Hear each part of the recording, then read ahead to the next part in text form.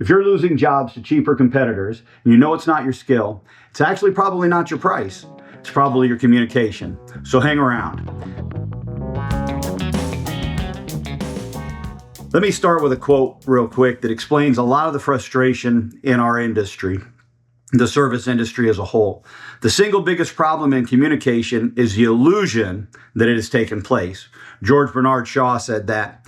If you've ever lost a job to a cheaper competitor and walked away thinking to yourself, look, I know I'm better than that guy, then this episode is for you. Because here's the truth. Most of us don't want to admit this, but most customers are not actually rejecting our service. They are rejecting what they don't understand. Well, we haven't explained well enough. When customers don't understand the difference between you and the next guy, then price becomes the only thing that they can compare. So that's why price keeps winning in a lot of our bids.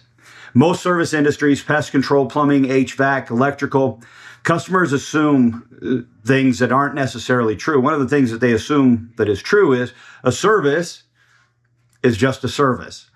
Same truck, same equipment, same product, and in their mind, they think they're going to get the same outcomes.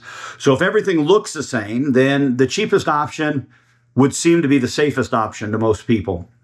But that's not because customers are dumb. It's because skill is invisible.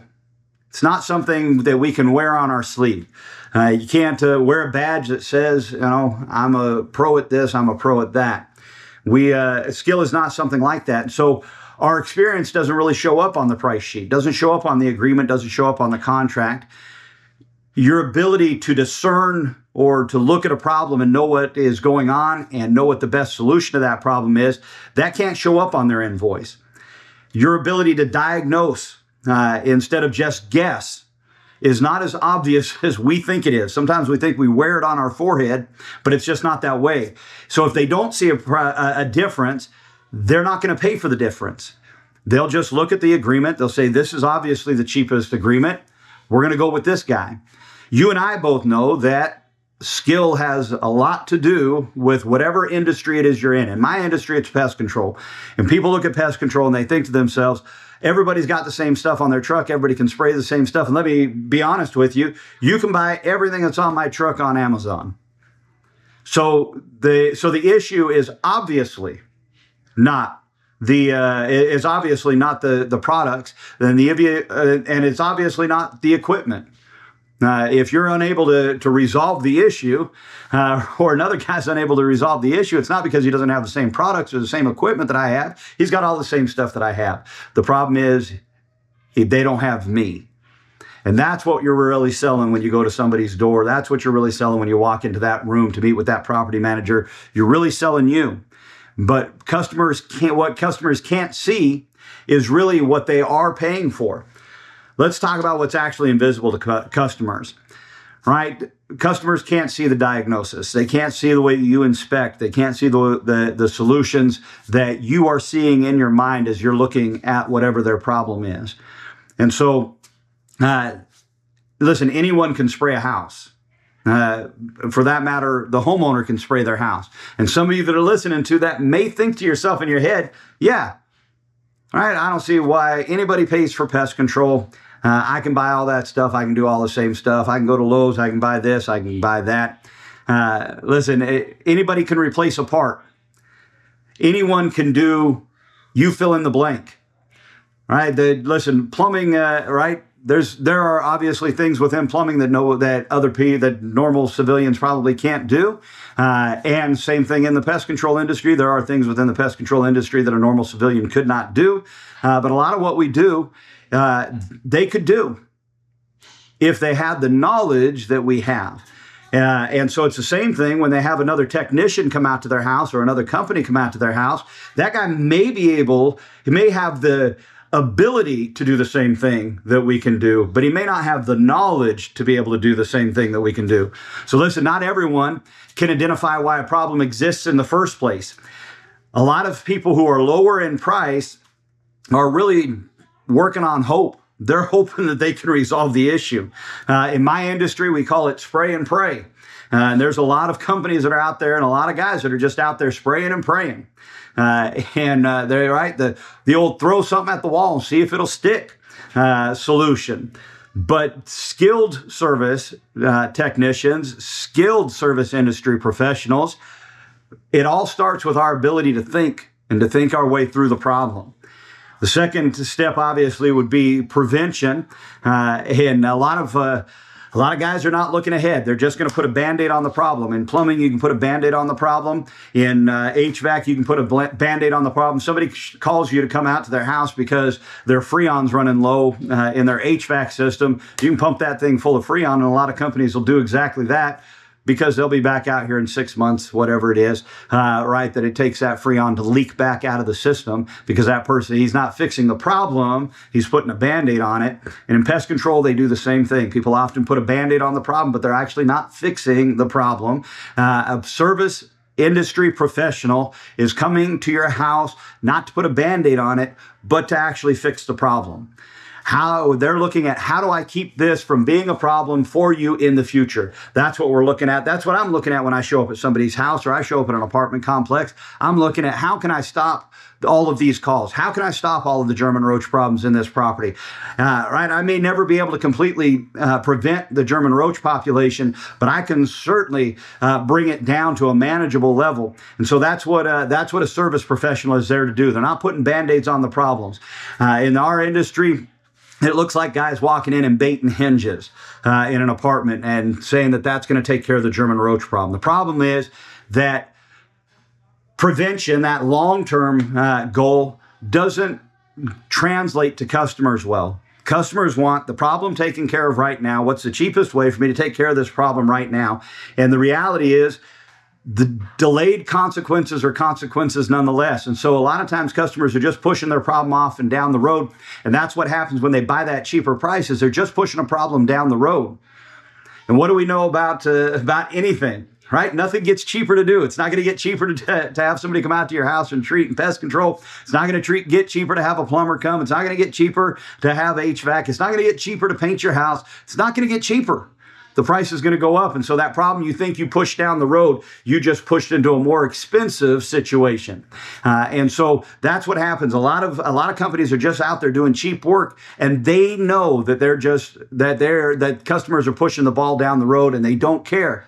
And if you care about your industry, you care about your customers, you don't want that to happen to them. And so customers often go cheap, and they end up paying later. They pay in frustration, they pay in repeated issues, and they pay financially, because by the time that they call you back, the price is probably going to have changed. And so, listen, they're not avoiding cost. All that they are doing is postponing the cost. And that's what we have to translate to them. That's what we have to tell them when we're there and we're explaining to them, listen, I know that guy's bid is cheaper, but he's not using a quality product. He's not going to do quality work because nobody's doing quality work for the price that guy is bidding you. And so, listen, I'm here to tell you, you're going to avoid $1 today, and you're going to pick up a $10 bill tomorrow.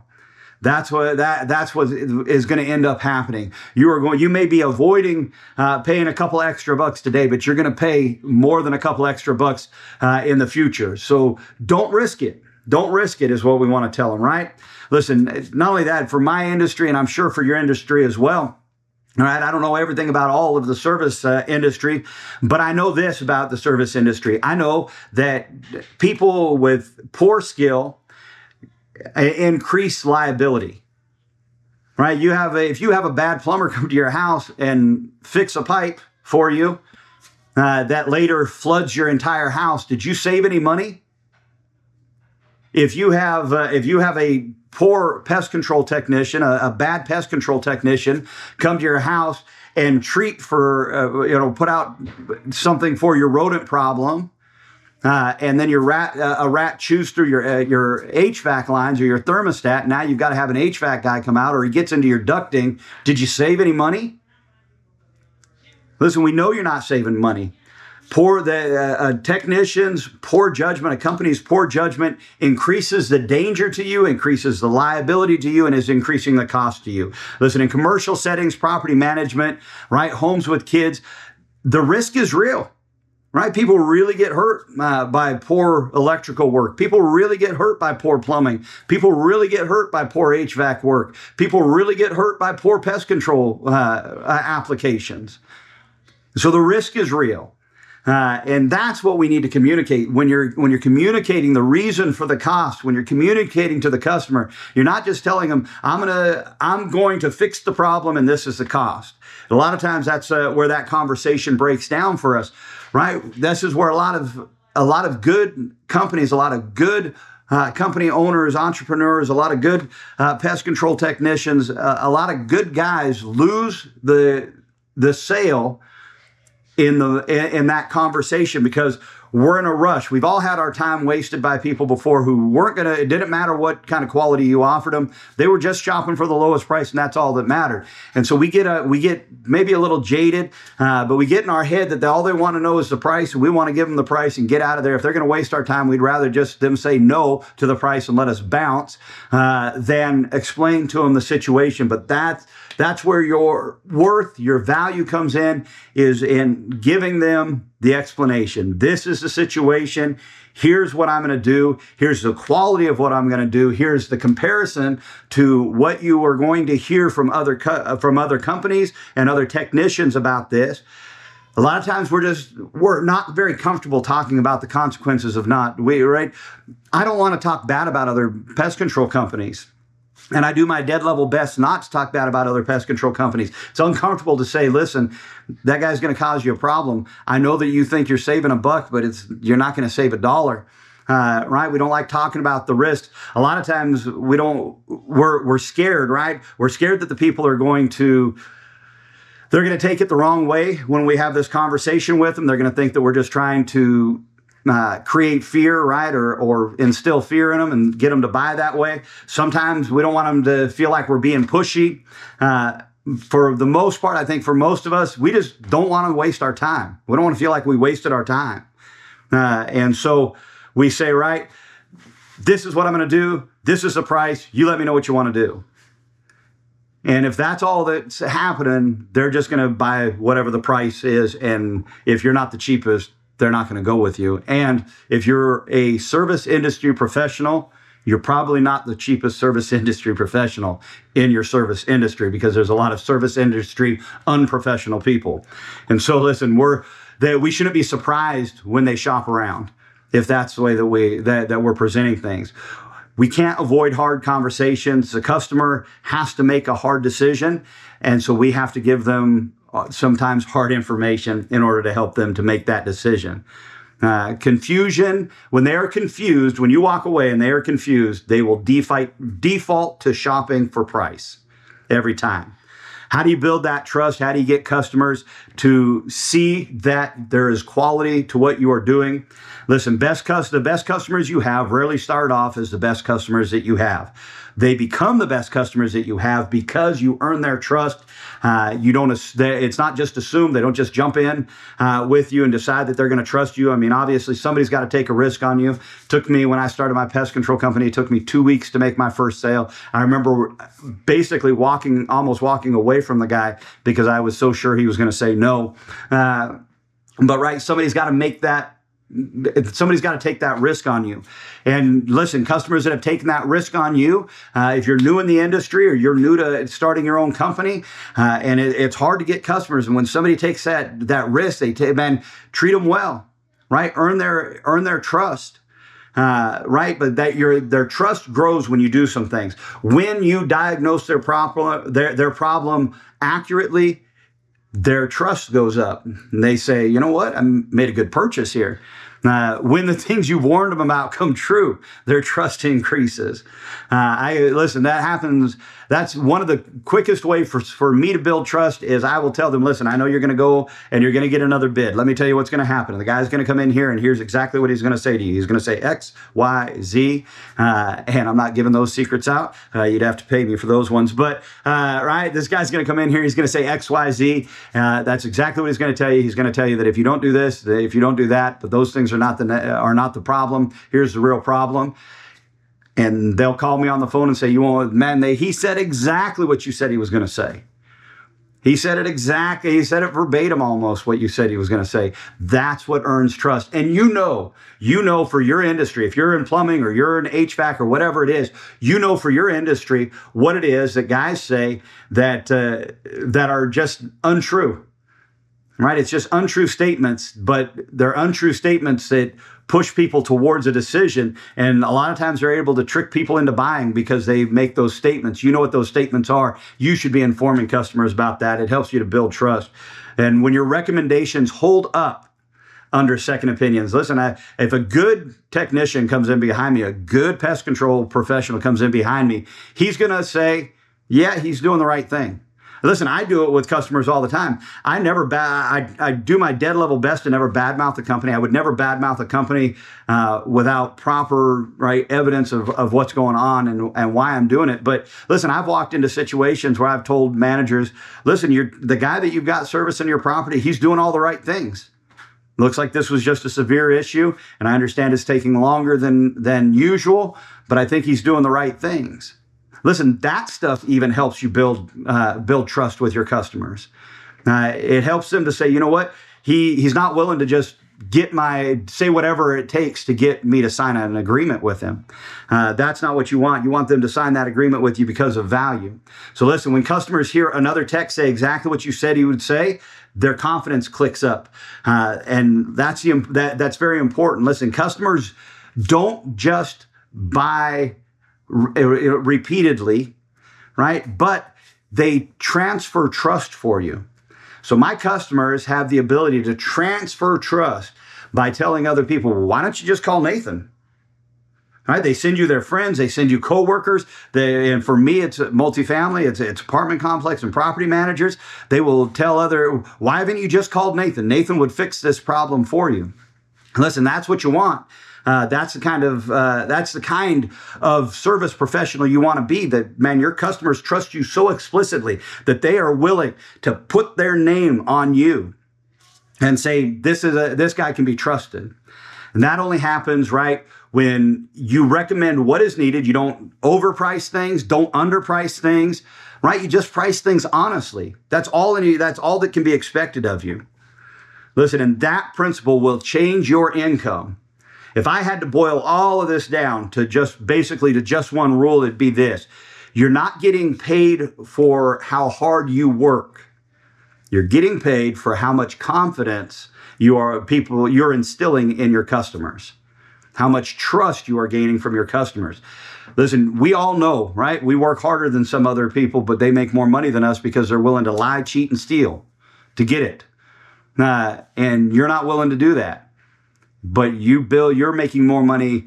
You'll continue to make more money because you're instilling confidence, right? People are trusting you. Confidence comes from a couple of things, especially in the service industry. It comes from this. First of all, it comes from a clear diagnosis of their problem.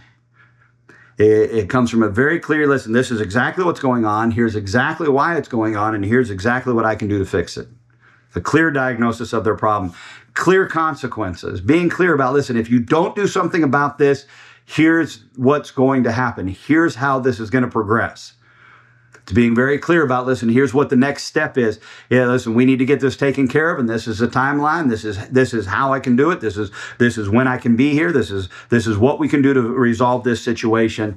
And just being calm in the way that you deliver it to them. Not being over the top. You don't have to be, the funniest guy in the room. I like to joke around with people. You don't have to be the funniest guy in the room. You don't have to be the most serious, guy in the room. But just delivering it calm and cool, collected, right? Knowing that what you're offering them is exactly what they need. You don't need to pressure them. You don't have to rush them. There's an old quote from Zig Ziglar that goes like this: you can have everything in life you want if you'll help enough other people get what they want.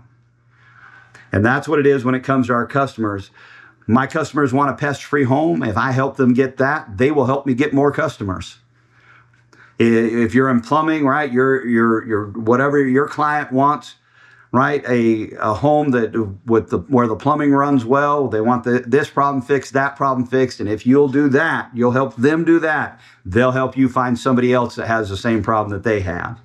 And so listen, here's what that means. You want to be the right solution at the right time for the right problem at a fair price.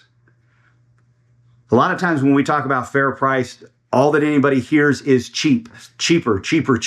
Oh, that's not fair. A fair price would be cheaper. No, sometimes a fair price is higher.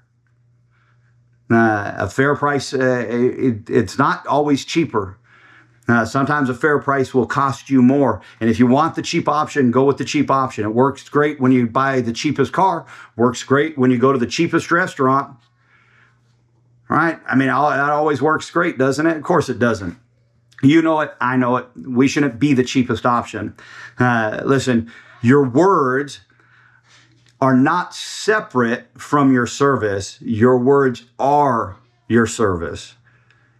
Right? The way that you communicate with people is a part of your service. It is not separate from it. Well, I'm great at this, but I just can't communicate it well. No. If you're great at something, you can communicate it well. You may need to sit down. You may need to think through some things. You may need to sit in front of a mirror and have some conversations with yourself as though you're a client, but you can communicate it. I don't know who is the one that originally said it, but somebody once said, if you can't explain things in such a way that I think it is like a fifth grader or something like that, if you can't explain things in such a way that a fifth grader could understand it, you don't understand the topic well enough. Right? You don't have to use big words. You don't have to use industry jargon. Just got to bring it down to the lowest level. Right? And if you understand what you're doing well enough, you can do that. So I want to leave you with a final thought, right? You don't get days off from building your customers' confidence. Every conversation that you have, you're doing one of two things. You are either depositing, right, more trust with them, or you are withdrawing trust from them. But it's up to you what you're doing. And listen, it matters more than you think it does. It is difficult to deposit trust, and it is easy to withdraw it with your customers. So be very careful. If customers only understand the price, then the price is what's always going to win. Listen, if they don't understand the process, the consequences, the outcomes, listen, when they finally understand that stuff, when they finally understand, so this is the process, here's the consequences if I go with somebody cheaper, and here's the outcome that I'm expecting and that they're promising, they stop shopping and they start trusting you. And trust is actually what will scale your income. Think about this. I'm really done, but think about this for a second. Most of us, we purchase the type of car we purchase because we trust that manufacturer. Most of the time because we've had experience with it. Most of us go back to the same place to purchase because we trust that place. We trust those people. And listen, it's the same thing in the service industry. People can trust you. They'll keep coming back to you. They'll keep sending people to you. And that's what you want to do. Keep depositing that trust. Keep putting trust in and putting trust in and putting trust in with people. And eventually you will reap the very profitable rewards of doing so, right? So listen, if this episode has helped you see that maybe some of your conversations need to go differently, pass it along to somebody else who may be in the service industry, who's tired of competing on price. Because listen, better communication doesn't just make you sound smarter. It makes you more money. And that's what we're all about here on Pest Profits. So hey, thanks for watching Pest Profits today. Like, subscribe, share, and we'll see you the next time.